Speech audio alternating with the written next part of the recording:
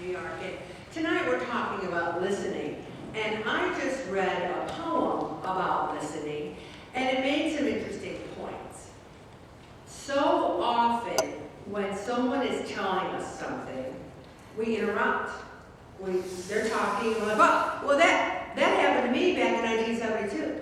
They're not even done telling you what's going on with them, or, yeah, I'm concerned, I'm worried about my health. Well, guess what happened to my father's friend this week, or my mother's brother?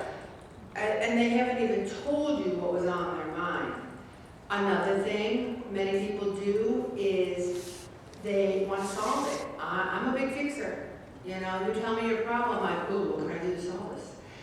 And I used to get in trouble with my mother for that. I'm like, well, Mom, what we can do? And what she only wanted me to do was go, oh my gosh, I know, that's awful, just commiserate. There's time for fixing and there's time for listening. The listening comes first. And it's funny, I told you all I've been doing a lot of substitute teaching, and you ask a question, and the kids are, they're not listening to what their buddies say, because their hands are up. So somebody will say, like say the answer is Columbus, Columbus, and yeah, Columbus. Well, that's what they just said, but they're not listening to what the other person said. So what the goal in life is to retain what we listen to. I have to be honest, sometimes I feel like people don't listen and pray enough. Like if this meeting is on listening and next week one of you who is here came up to me and said, what would be a good pray enough topic on listening? You think? How about last week? Okay. And that has happened more times than I'd like to say. Now, in the poem they said, God is mute. Now, most people have not actually heard the word of God from his mouth. Moses, some people, but God uses primarily several ways to talk to us. The number one way is our conscience. If something is you're doing something, and your stomach's flipping a little bit, and you're going, I really shouldn't be doing this, then God's talking to you. God's saying, no, Ellen, you shouldn't be doing it. Or if you say something to someone and you immediately feel bad about it, you think, should I have said that? No, you probably shouldn't have said it. God's talking to you. And another way that God talks to us is through other people.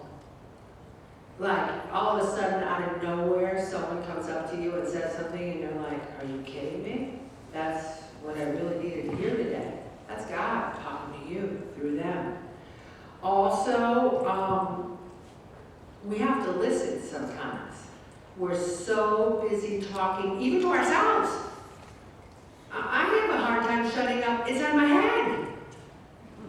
My head's going, I'm like, and I've said this before, I get sick of myself, but there's nowhere to go. Right?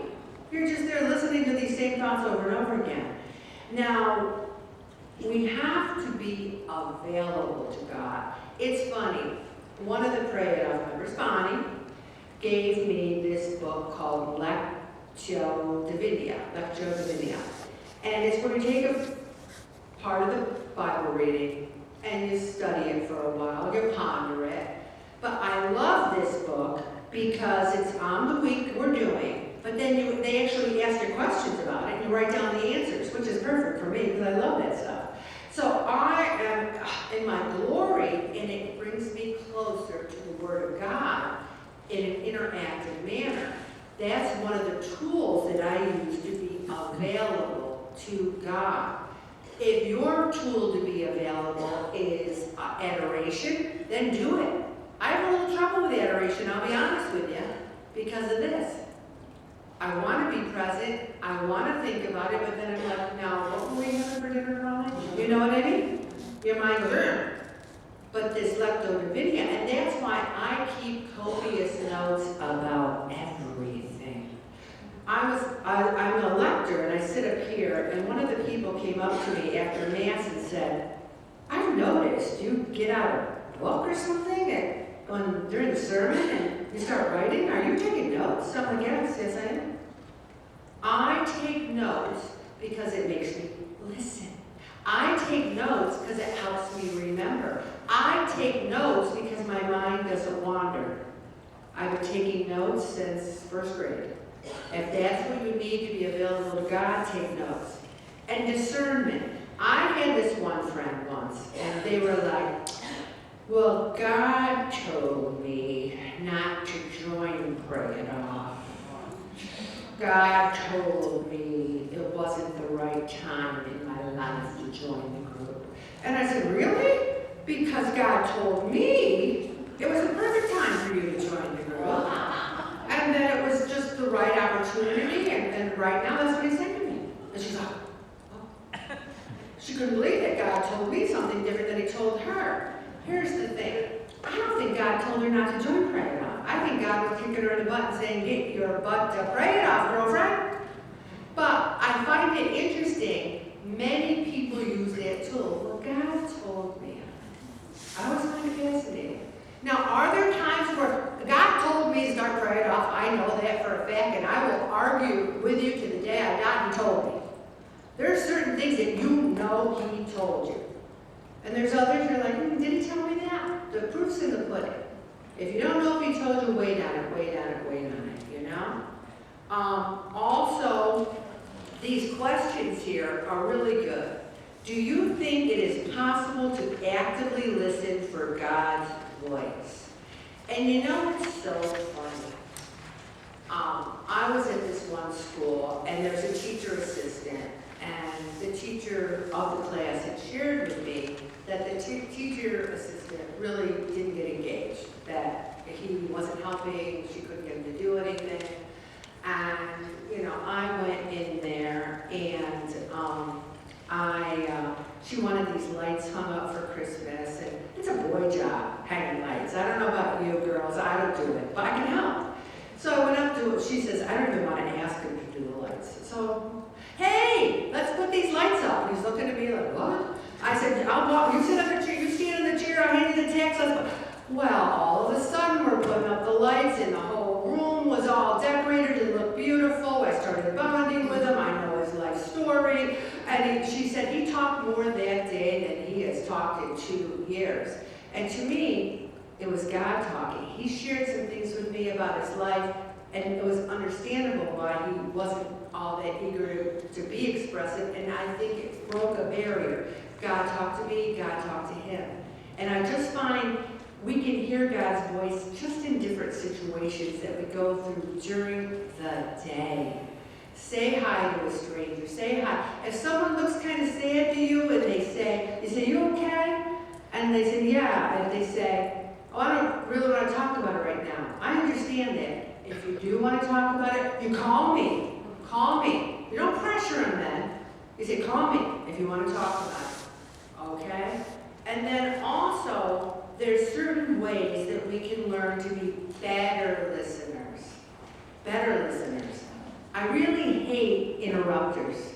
You know, I'm trying to tell a story, and you ever been interrupted, and then you don't even remember where you were in the story because somebody interrupted you, and they're over here and you're over here. We have to really try not to interrupt.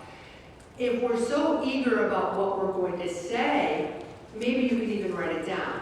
Like if my daughter says something to me on the phone, and I always have a notepad, and I go, oh, I want to mention this, I'll write it down. And then when she's done talking, I bring it up then. I mentioned that we only remember 25% of what we hear. Now, what's interesting with that is I was doing a word problem at school, and I said there were 39 apples, and it's 17 first graders. And so I said, how many apples were there, everybody? I'm reading the problem aloud. How many apples were there? And there were, and a couple kids were 39. You know, a couple. And then I'm like, how many were there? And I'm like, 39. How many were there? The second time they were like, 39. And then the third time they were like, 39. So that's what I want to do tonight. What do we need to do here at Pray It Off? Eat less. What do we need to do, everyone? Eat less. Move more. Ask God to help us. We need to repeat these things. We need to drill them in. The kids knew it was 39 by the time I got done with them. They retained that amount. Also, one of the things when I was talking to that teacher assistant, I asked him questions. Sometimes people, my family says, oh, that one's the grand interrogator. But it's not that I'm the grand interrogator. I'm interested. Like I'll say, oh, where are you from? Oh, which grade school? Wow. I ask questions about you. Who doesn't want to talk about themselves?